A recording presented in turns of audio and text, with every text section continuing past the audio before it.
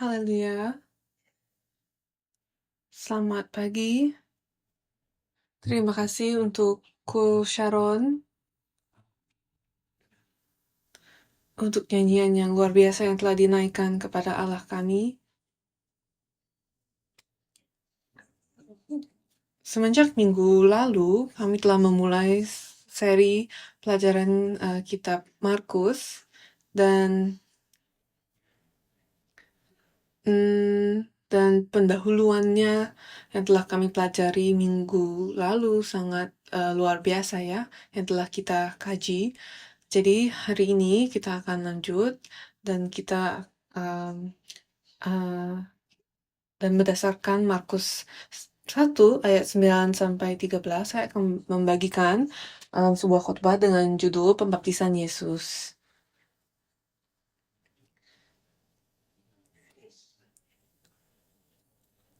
Dan generasi pertama orang Kristen, mereka mengalami sangat banyak penganiayaan saat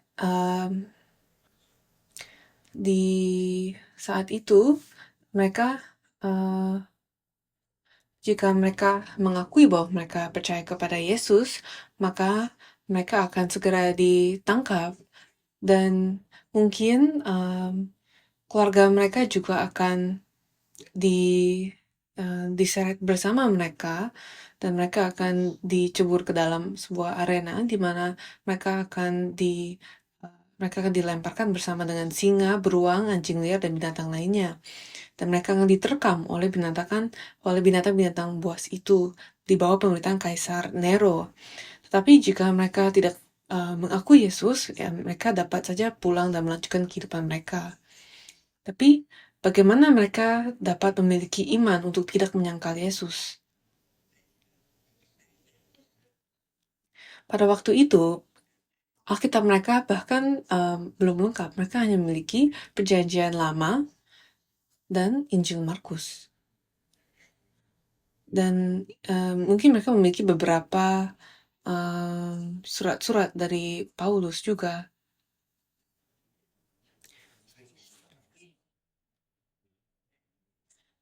Tapi sebagian besar alasan mereka dapat tetap setia kepada Yesus berkaitan dengan Injil Markus yang memberikan mereka alasan untuk menderita bahkan mati bagi Yesus. Jadi ketika kita mempelajari Injil Markus, kita mewarisi iman para pendahulu Kristen kita. Nah, pertama, pembaptisan Sang Putra. Jadi, mengapa anak Allah perlu dibaptis? Baptisan dalam bahasa Yunani adalah baptisma, yang merupakan upacara pembasuhan dengan air. Dan ini menyeratkan bahwa ada sesuatu yang harus dibasuh. Dan Yohanes Pembaptis, dia memberikan baptisan untuk pertobatan atas dosa-dosa. Markus 1 ayat 4. Demikianlah Yohanes Pembaptis tampil di padang gurun dan menyerukan, bertobatlah dan berilah dirimu dibaptis, dan Allah akan mengampuni dosamu.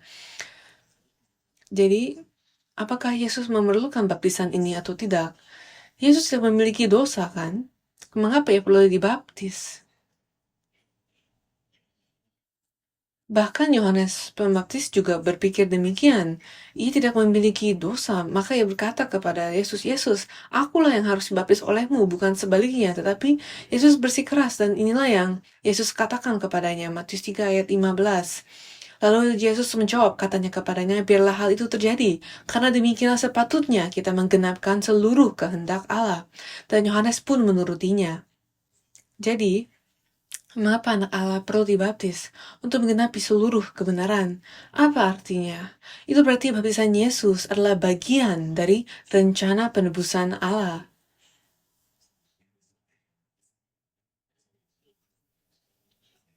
Dan rencana ini dapat kita temukan juga di Yesaya 53 ayat 11. Dikatakan, sesudah kesusahan jiwanya, ia akan melihat terang dan menjadi puas, dan hambaku itu sebagai orang yang benar akan membenarkan banyak orang oleh hikmatnya, dan kejahatan mereka dia pikul.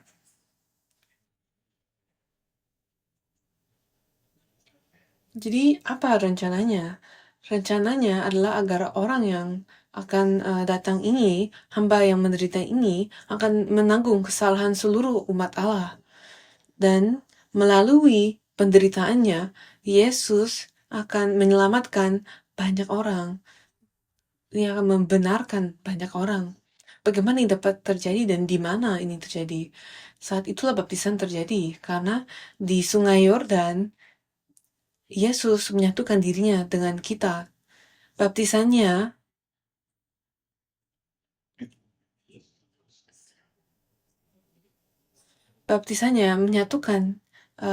menyatukannya dengan kita, sehingga dosa kita, nama kita disatukan bersama dia, sehingga dia dapat mati untuk dosa kita. Dengan mati untuk dosa kita, maka dia menyebutkan kematiannya di atas kayu salib sebagai sebuah baptisan. Di Lukas 12 ayat 50 dia katakan, aku harus menerima baptisan dan betapakah susahnya hatiku sebelum hal itu berlangsung. Jadi baptisannya menempatkannya di jalan tanpa jalan putar balik, jalan yang berlangsung menuju ke salib. Ia dibaptis dalam nama kita dan dibaptis sampai kematian kita. Kedua, kegembiraan Bapa. Jadi, apa yang terjadi setelah Yesus dibaptis? Markus 1 ayat 10 mengatakan, pada saat ia keluar dari air, ia melihat langit terkoyak dan roh seperti burung merpati turun ke atasnya. Jadi ada dua gambaran di sini, ada langit terbelah dan ada roh turun seperti merpati. Dan kedua gambaran ini berasal dari kitab Yesaya, Yesaya 64 ayat 1 dan 61 ayat 1. Dan kedua gambaran ini membuktikan bahwa Yesus adalah Mesias yang akan menebus dan mengembalikan Israel kepada Allah. Dan yang penting di sini adalah kata langit terbelah di sini adalah skizo, yang berarti merobek, mencabik-cabik, dan kata ini sangat penting. Karena kata ini hanya muncul 2 kali dalam Injil Markus. Yang pertama di sini ketika misinya dimulai, yang kedua adalah ketika adalah 3 tahun kemudian di atas kayu salib ketika misinya selesai. Dan Markus 15 ayat 37-38, lalu berserulah Yesus dengan suara nyaring dan menyerahkan nyawanya. Ketika itu tabir bait suci terbelah dua dari atas sampai ke bawah. Apakah tabir bait suci ini? Ini adalah pintu masuk ke dalam ruang Maha Kudus di dalam bait suci. Di dalam bait suci ada ruangan yang paling kudus di mana hadirat Allah ada di sana, dan dengan tabir ini disobekkan, ini berarti hadirat Allah sekarang telah hadirat Allah kita dapat memasuki hadirat Allah. Ini menandakan bahwa surga telah terbuka dan kita dapat tinggal bersama Allah melalui kematian Yesus. Sebelum tidak ada yang dapat memasuki ruang Maha Kudus ini kecuali imam besar pada hari pendamaian. Dan itu ada di dalam kitab Imamat. Hari pendamaian itu adalah hari ke-10 dari bulan ke-7, dan ini berarti bahwa pintu surga, gerbang surga telah dibuka melalui kematian Yesus. Untuk siapa? Untuk setiap orang yang telah dibaptis dalam nama Yesus. Selanjutnya, setelah langit dibuka, Allah berkata, Allah berbicara kepada Yesus, dan saat itu seluruh orang dapat mendengarnya, karena ini adalah suara yang dapat kita dengar, yaitu inilah anakku yang kukasihi, kepadanya lah aku berkenan. Dan ada dua lapisan di sini. Lapisan pertama menunjuk lapisan pertama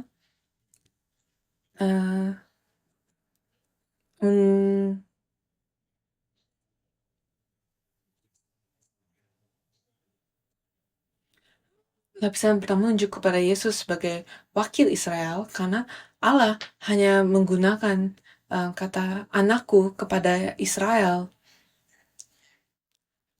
Ketika Tuhan mengutus Musa kepada Firaun, Tuhan berkata, Israel ialah anakku, anakku yang sulung, biarkanlah anakku itu pergi, di dalam Keluaran 4 ayat 2-23. Sehingga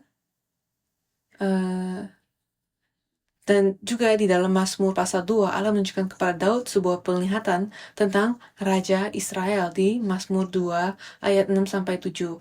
Akulah yang telah melantik rajaku di Sion, gunungku yang kudus. Aku mau menceritakan tentang ketetapan Tuhan. Ia berkata kepadaku, anakku engkau.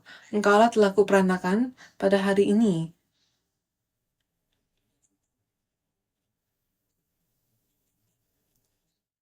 Ayat ini berbicara soal Yesus yang akan datang sebagai Raja Israel dan Wakil Israel.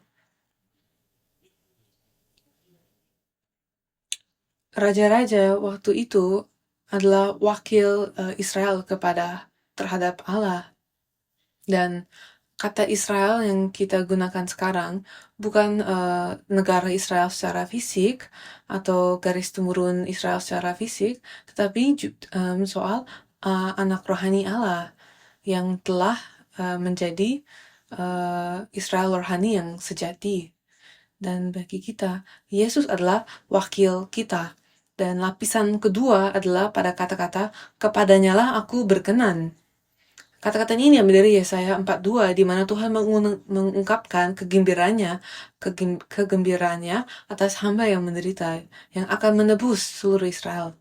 Di Yesaya 42 ayat 1, lihat itu hambaku yang kupegang, orang pilihanku yang kepadanya aku berkenan. Aku telah menaruh rohku ke atasnya supaya ia menyatakan hukum kepada bangsa-bangsa.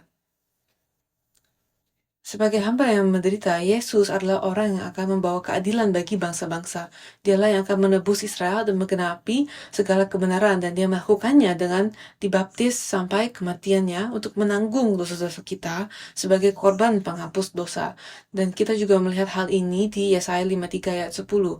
Tetapi Tuhan berkehendak merumuhkan dia dengan kesakitan. Apabila ia menyerahkan dirinya sebagai korban penebus salah, ia akan melihat keturunannya, umurnya akan lanjut, dan kehendak Tuhan akan terlaksana olehnya. Dan Yohanes Pembaptis dan bangsa Israel pada waktu itu mereka memiliki harapan yang besar bahwa Yesus adalah orang terpilih yang akan menjungkir-balikan rezim Romawi, dan dia akan dan Yesus akan membebaskan mereka, dan dia akan menciptakan sebuah utopia Yahudi. Mereka berpikir bahwa Yesus akan menjadi sebuah pemimpin politis yang akan memimpin mereka kepada kemerdekaan. Tetapi apa yang terjadi setelah Yesus dibaptis? Hal pertama yang terjadi setelah Yesus dibaptis adalah ia pergi ke padang gurun. Dan ini membawa kita ke bagian kedua daripada perikop hari ini dalam Markus 1 ayat 12-13. Jadi poin ketiga, didorong oleh Roh Kudus. Markus 1 ayat 12-13 dikatakan, segera setelah itu Roh memimpin dia ke padang gurun. Di padang gurun itu ia tinggal 40 hari lamanya, dicobai oleh iblis. Ia berada di sana antara binatang-binatang liar, dan malaikat-malaikat melayani dia. Jadi Roh Kudus membawanya ke padang gurun. Kata mendorong di sini adalah ekbalo. Ekbalo bukanlah ajakan yang lembut atau saran yang pelan. Seperti, hey Yesus, jangan lupa ya pergi ke padang gurun. Bukan seperti itu. Kata ekbalo ini adalah kata yang digunakan ketika Yesus mengusir setan dan roh-roh jahat. Jadi ini lebih seperti Roh Kudus sedang memimpin Yesus dengan dorongan yang keras untuk pergi ke padang gurun. Ini seperti Roh Kudus mendorong Yesus ke padang gurun. Jadi mengapa padang gurun? Di dalam Alkitab, padang gurun adalah tempat kutukan. Tempat itu tidak dapat dihuni dan sunyi. Dan itu adalah hasil dari perwakilan pertama umat manusia, Adam. Karena ia memperkenalkan dosa ke dalam dunia.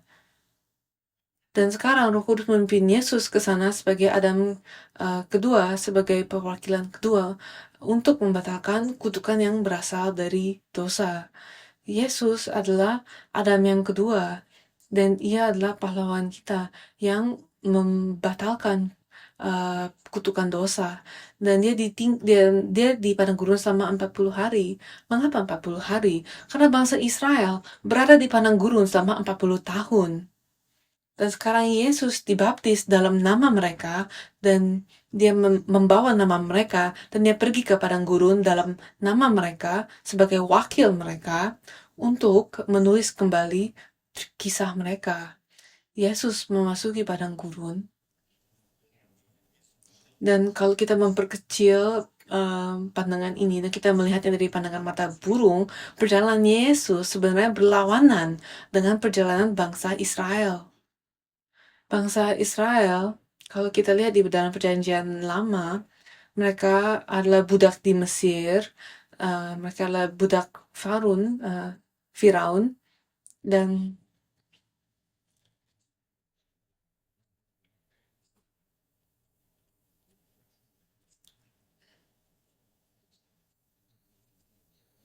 dan Firaun itu dia menekan baju yang mirip dengan ular kan,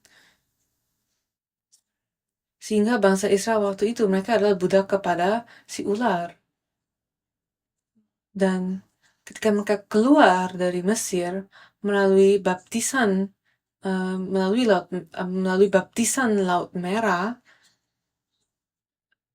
mereka kemudian melewati padang gurun, kemudian menyeberangi Sungai Yordan dan masuk ke dalam tanah perjanjian yang melambangkan surga. Tapi Yesus sebaliknya, Yesus berasal dari Nazaret, yaitu yang berada di tanah yang dijanjikan, tanah perjanjian. Kemudian dia dibaptis di Sungai Yordan, lalu dia pergi ke padang gurun dan memasuki Mesir, di mana dia disalibkan, yang merupakan hukuman yang diperuntukkan bagi para budak dan pengkhianat. Dan dikatakan di Wahyu 11 ayat 8, dan mayat mereka akan terletak di atas jalan raya kota besar, yang secara rohani disebut Sodom dan Mesir, di mana juga Tuhan mereka disalibkan. Dengan kata lain, Yesus disalibkan uh, di di Golgota kan, tetapi secara rohani itu adalah Mesir.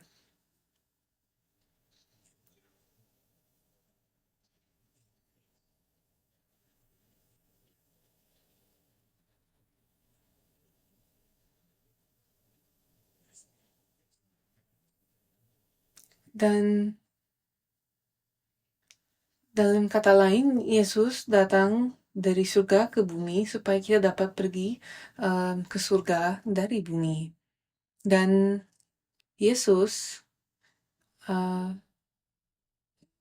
Yesus mati sebagai seorang uh, ia ia mengalami hukuman yang diberikan kepada para budak. Dan Yesus mati sebagai wakil Israel, sehingga dia mati dengan kematian yang diberikan kepada para budak. Itulah Yesus kita. Ia datang kepada kita dari surga ke bumi, supaya kita dapat pergi ke surga dari bumi. Dan coba kita lihat kitab Markus merekam, mencatat 3 detail tentang waktu Yesus di padang gurun. Markus 1 ayat 13. Di padang gurun itu ia tinggal 40 hari lamanya, dicobai oleh iblis. Ia berada di sana antara binatang liar dan malaikat-malaikat melayani dia. Jadi ada 3 detail ini. Dia dicobai iblis, ia berada di sana di antara binatang-binatang liar, dan malaikat-malaikat melayani dia. Jadi ada 3 poin di sini. Dan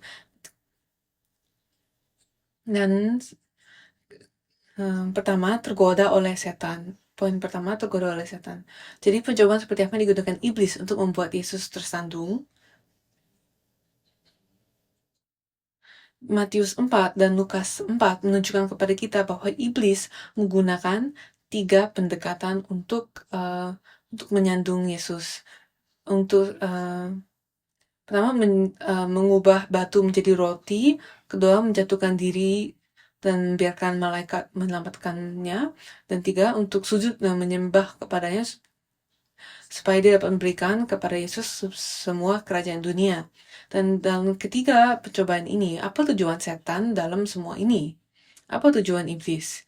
Iblis biasanya menggoda kita dengan sebuah janji pahala, dan biasanya untuk mendapatkan sebuah pahala yang tidak saleh melalui cara yang tidak saleh, dan itu adalah strategi yang biasa dilakukannya. Tetapi dalam kasus ini, iblis menggunakan taktik yang berbeda. Dalam hal ini, tujuan iblis adalah agar Yesus justru tidak menderita. Yesus lapar, jadi iblis menyarankan makanan. Dan Yesus belum memiliki pengikut, jadi iblis menyarankan untuk melakukan sebuah aksi ajaib dari atap bait suci, supaya ketika dia melemparkan dirinya turun, malaikat menangkapnya, dan akan ada sebuah aksi yang ajaib ini. Maka dia akan segera terkenal kan, tapi Yesus menolak ide itu. Dan ketiga, dia bilang kalau Yesus sujud menyembahnya, maka dia akan memberikan kepada Yesus seluruh kerajaan ini supaya dia tidak perlu mati di atas kayu salib. Dan iblis tahu ketika Yesus menderita, banyak orang akan selamat. Banyak orang akan diselamatkan melalui penderitaan Yesus, tapi Yesus berkata tidak. Yesus memilih untuk menderita supaya dia dapat menggenapi kehendak Bapa. Ia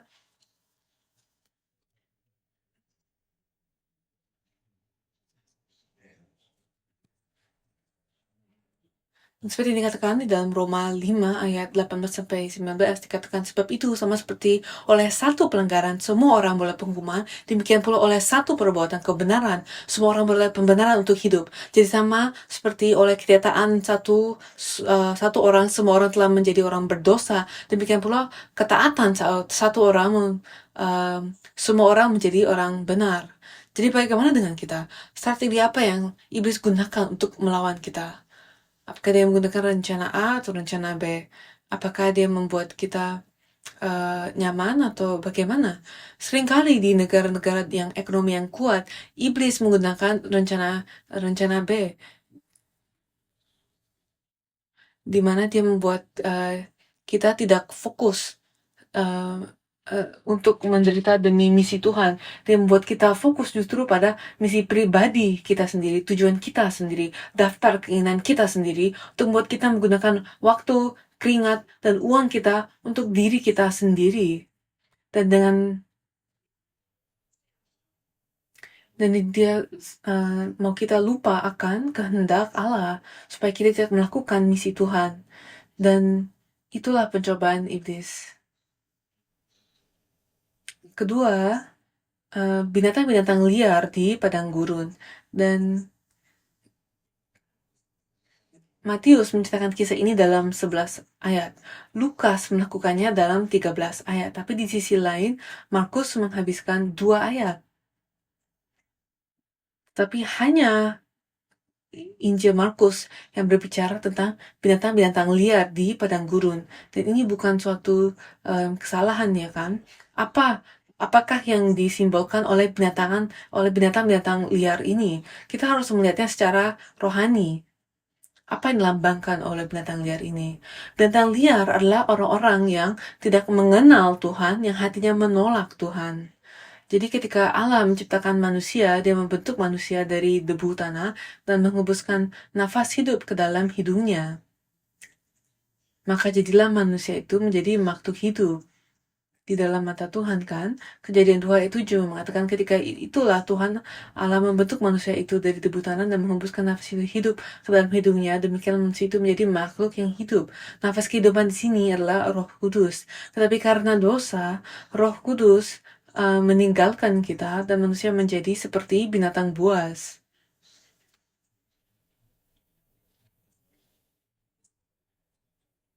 Mazmur 49 ayat 20 mengatakan, namun ia akan sampai kepada angkatan nenek moyangnya yang tidak akan melihat terang untuk seterusnya.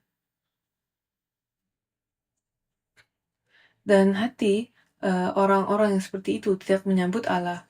Bagi Allah, hati mereka adalah padang gurun yang tidak dapat dihuni.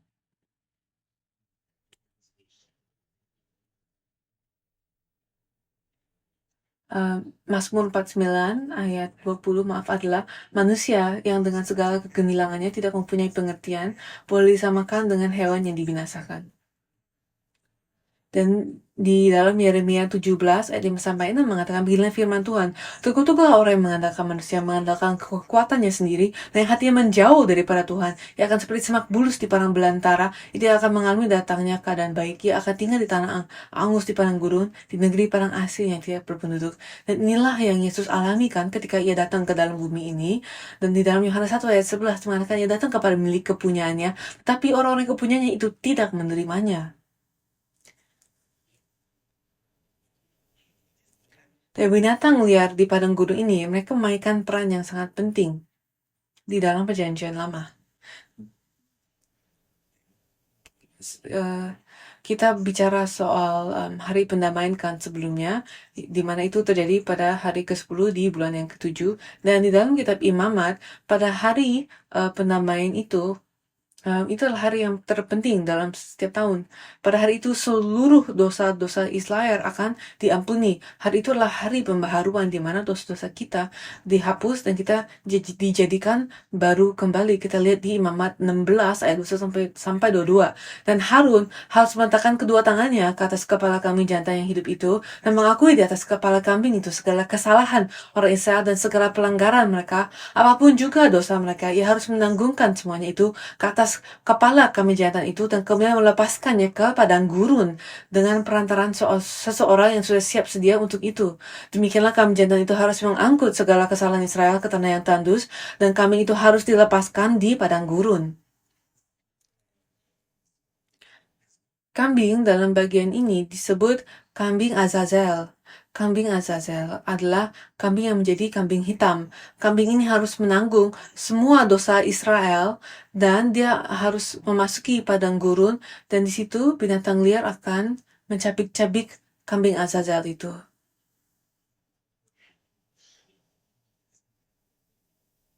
Dan itulah yang terjadi kepada Yesus kan di atas kayu salib.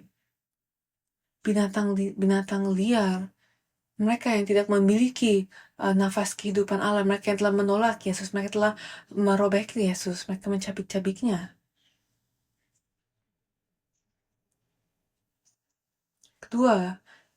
Ketiga, diperkuat oleh para malaikat. Ini adalah detail terakhir yang dicatat oleh Markus. Dan kata di sini, kata melayani di sini adalah diakoneo, yang berarti melayani, memberikan bantuan atau menunggu seseorang. Dan konteks ini, kita dapat mengatakan bahwa Yesus diperkuatkan atau disemangati oleh para malaikat. Karena dalam Lukas 22 ayat 43, ketika Yesus, karena ini caranya mirip dengan apa yang terjadi di dalam Taman Getsemani. Dikatakan, maka seseorang malaikat dari langit menampakkan diri kepadanya untuk memberi kekuatan kepadanya. Bagaimana malaikat menguatkan Yesus? Alkitab memberi kita petunjuk dalam kitab Ibrani. Ibrani 12 ayat 2 mengatakan, marilah kita melakukannya dengan mata yang tertuju kepada Yesus, yang memimpin kita dalam iman, dan yang membawa iman kita itu kepada kesempurnaan, yang dengan mengabaikan kehinaan, tekun memikul salib ganti sukacita yang disediakan bagi dia, yang sekarang di sebelah kanan tata Allah. Dikatakan bahwa Yesus memikul salib. Mengapa? Demi sukacita yang telah disediakan baginya. Dan apakah sukacita yang telah disediakan baginya? Apakah satu hal yang tidak dimiliki Yesus yang akan menjadi miliknya melalui salib? Apa hal yang belum dia miliki sebelum salib, tetapi kemudian dia memperolehnya setelah dia disalibkan? Itu adalah kita kan? Kamu dan saya. Kita adalah sukacita Yesus. Dan dengan mengingat sukacita itu, dia taat sampai akhir.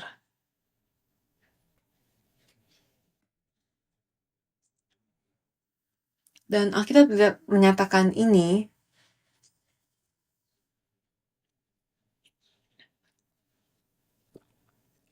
tapi mungkin malaikat itu berkata kepada mungkin Alkitab itu mengatakan kepada Yesus daftar nama-nama orang-orang yang akan dia selamatkan, nama-nama kita. Yesus digantung dari jam 9 pagi sampai jam 3 sore. Dan Yesus dia harus menahan kesakitan yang dia alami dari kayu salib, tapi juga harus menahan penghujatan dari orang-orang sekitar. Kalau kita lihat di Markus 15 ayat 29 sampai 32 dikatakan orang yang lewat di sana menghujat dia dan sambil menggelengkan kepala mereka berkata, "Hai engkau yang mau merubuhkan bait suci dan mau membangunnya kembali dalam 3 hari, turunlah dari salib itu dan selamatkan dirimu." Demikian juga imam-imam kepala bersama-sama ahli Taurat mengolok-olokkan dia di antara mereka sendiri dan mereka berkata, orang lain ia selamatkan tetapi dirinya sendiri tidak dapat ia selamatkan. Baiklah Mesias, Raja Israel itu turun dari salib itu supaya kita dapat lihat dan percaya. Bahkan kedua orang yang disalibkan bersama-sama dengan dia mencela dia juga. Dan iblis berbicara melalui mulut banyak orang. Mereka mengejek Yesus, mengolok-oloknya, menantangnya untuk membuktikan bahwa dia benar. Dan Yesus bisa saja menyembuhkan luka-lukanya. Dan bisa saja dia turun dari kayu salib kan.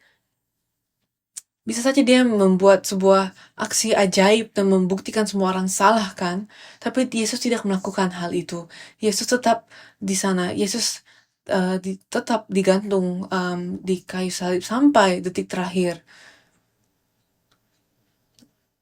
Dan dia memberikan nafas terakhirnya supaya kita dapat memperoleh nafas kehidupan.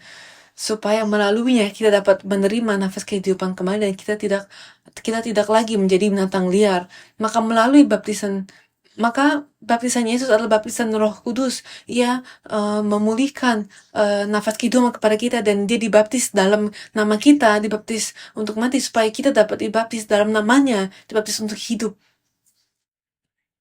Kesimpulan, marilah kita tidak hidup seperti binatang liar lagi. Seperti apa kehidupan seperti binatang buas atau binatang liar? Pertama, kita harus berhenti berpikir seperti binatang liar. Apa yang dimaksud dengan berpikir seperti binatang liar? Itu berarti memikirkan hal-hal kedagingan. Roma 8 ayat 5 mengatakan, sebab mereka yang hidup menurut daging memikirkan hal-hal yang dari daging. Mereka yang hidup menurut roh memikirkan hal-hal yang dari roh. Ketika Rasul Paulus mengatakan daging di sini, ia berbicara tentang dia mengatakan tentang hal-hal yang berkaitan dengan diri sendiri.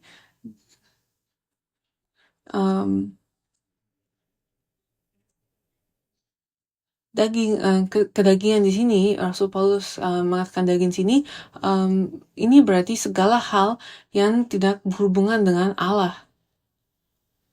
Segala hal di dalam dunia yang tidak berhubungan dengan Allah. Dan kita juga melihat dalam kitab Daniel 4 ayat 33, ketika Raja Nebukadnezar dari Babel melihat seluruh kerajaannya, dia fokus kepada kemuliaan dan ambisinya sendiri. Dan saat itu Tuhan mengubahnya menjadi binatang liar. Kita lihat Daniel 4 ayat 33. Pada saat itu juga terlaksanalah perkataan atas Nebukadnezar dan ia dihalau dari antara manusia dan makan rumput seperti lembu dan tubuhnya basah oleh embun dari langit sampai rambutnya menjadi panjang seperti bulu burung raja layu dan kukunya seperti kuku burung. Jadi Tuhan sungguh-sungguh membuat itu terjadi kan. Marilah kita mengambil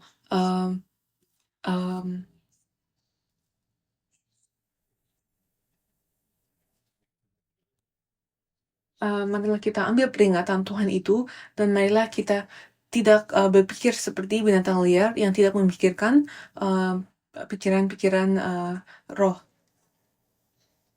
Dan kedua, kita harus berhenti makan seperti binatang liar.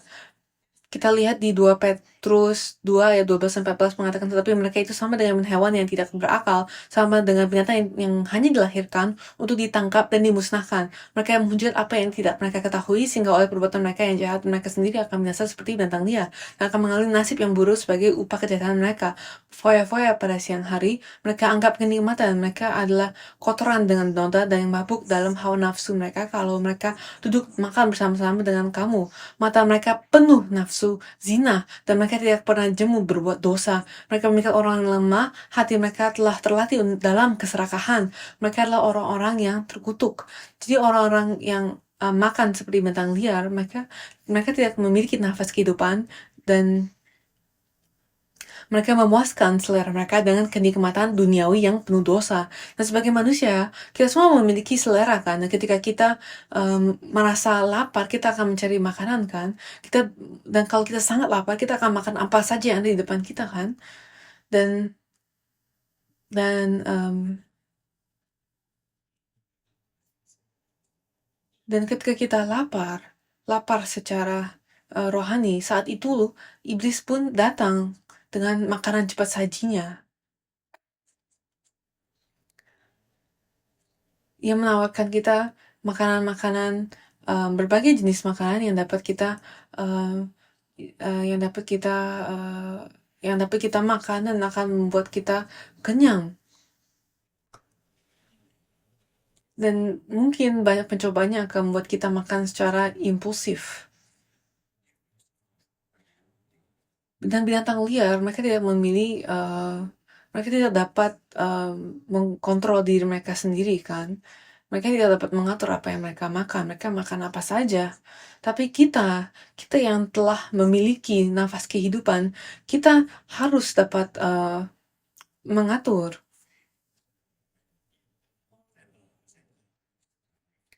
Eh, Kita harus mengatur apa yang kita makan, dan kuncinya adalah kita harus selalu kenyang.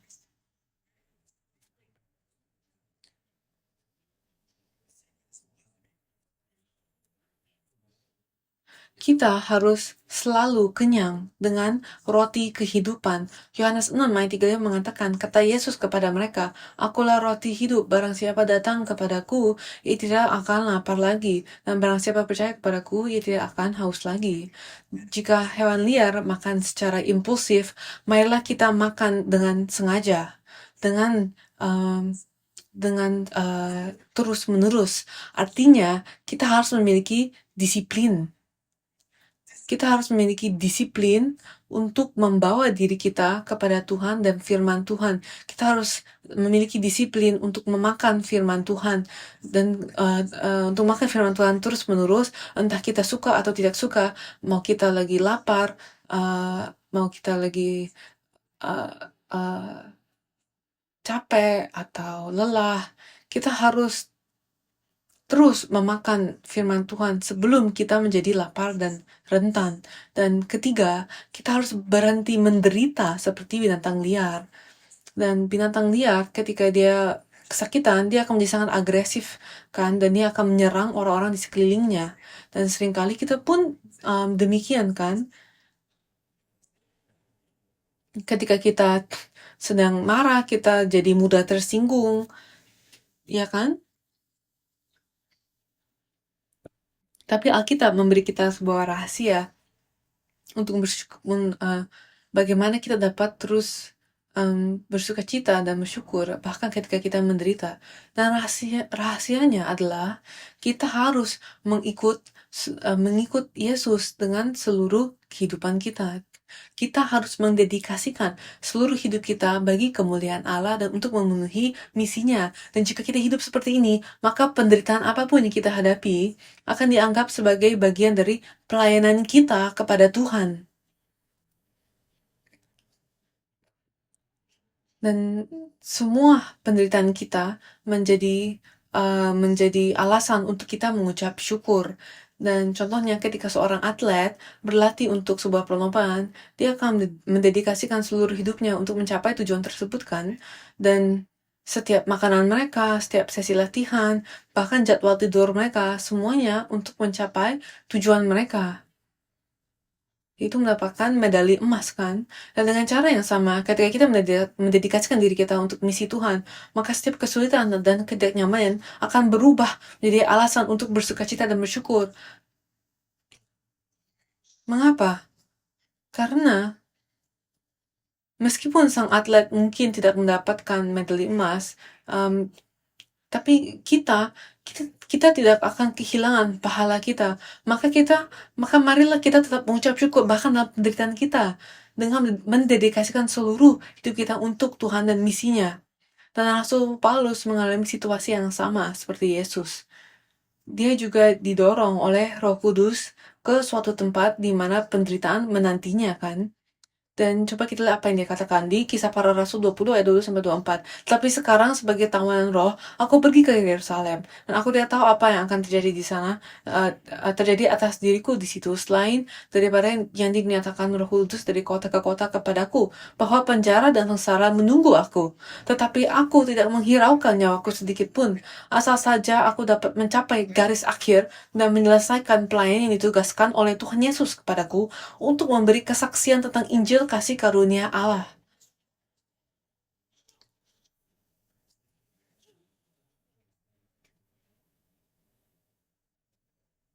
Dan juga di Roma 8 ayat 17-18 dikatakan, dan jika kita adalah anak, maka kita juga adalah ahli waris. Maksudnya orang-orang yang berhak menerima janji-janji Allah, yang akan menerimanya bersama-sama dengan Kristus. Yaitu jika kita menderita bersama-sama dengan Dia, supaya kita juga dipermuliakan bersama-sama dengan Dia. Sebab aku yakin bahwa penderitaan zaman sekarang ini tidak dapat dibandingkan dengan kemuliaan yang akan dinyatakan kepada kita. Rasul Petrus juga mengakui hal yang serupa. 1 Petrus 4 ayat 13, dia mengatakan, sebaliknya bersukacitalah sesuai dengan bagian yang kamu dapat dalam penderitaan Kristus, supaya kamu juga boleh bergembira dan bersukacita pada waktu yang menyatakan kemuliaannya. Jadi ketika kita mendedikasikan seluruh hidup kita untuk misi Tuhan dan tujuan Tuhan, dia mengatakan bahwa penderitaan kita menjadi bagian dari penderitaan Yesus. Karena misi kita adalah misi Kristus juga kan.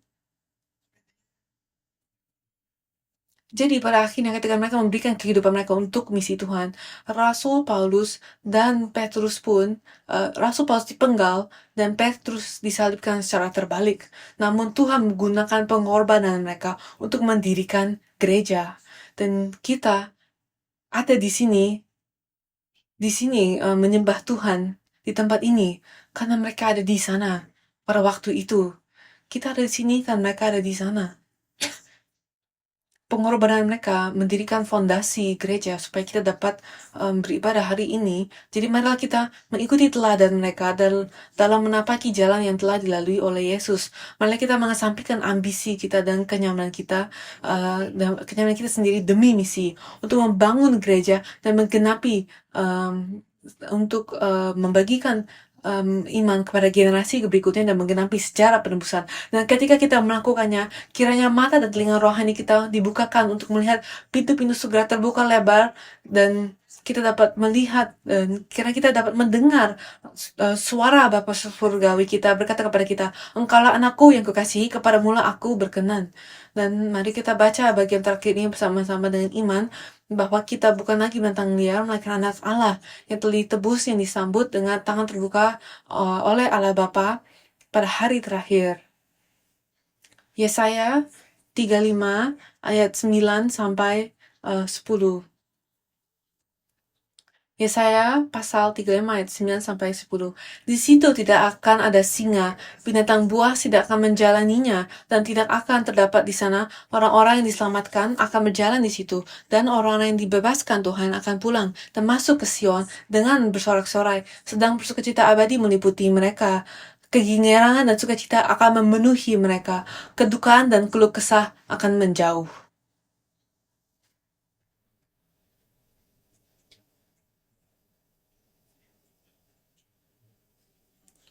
Dan kita lihat tidak akan ada binatang buas di sana, tapi hanya kita yang telah diselamatkan di sana, di Sion. Amin. Marilah kita mengucap syukur. Marilah kita berdoa. Allah Bapa, kami mengucap syukur kepadamu karena Engkau telah mengirim Yesus Kristus untuk mati supaya kami dapat hidup.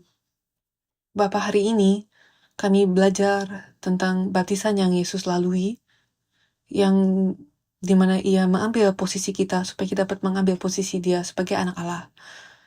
Dan Bapa, kami mengucap syukur dan kami minta supaya Engkau memperkuatkan kami dengan Roh Kudus-Mu, dengan nafas kehidupan-Mu, supaya kami dapat menjalani sebuah kehidupan yang menyenangkan hati-Mu. Dan bantulah kami supaya kami dapat tidak berjalan menurut jalan dunia lagi, tetapi kiranya kami hidup dipimpin oleh Roh Kudus supaya kami dapat menjalani jalur penderitaan, supaya kami dapat dengan setia melaluinya. Dan kami minta supaya Engkau hadir bersama kami di dalam perjalanan ini, supaya kami dapat menggenapi sejarah penebusan. Kami menaikkan doa ini dalam nama Tuhan Yesus dengan hati yang penuh syukur. Amin.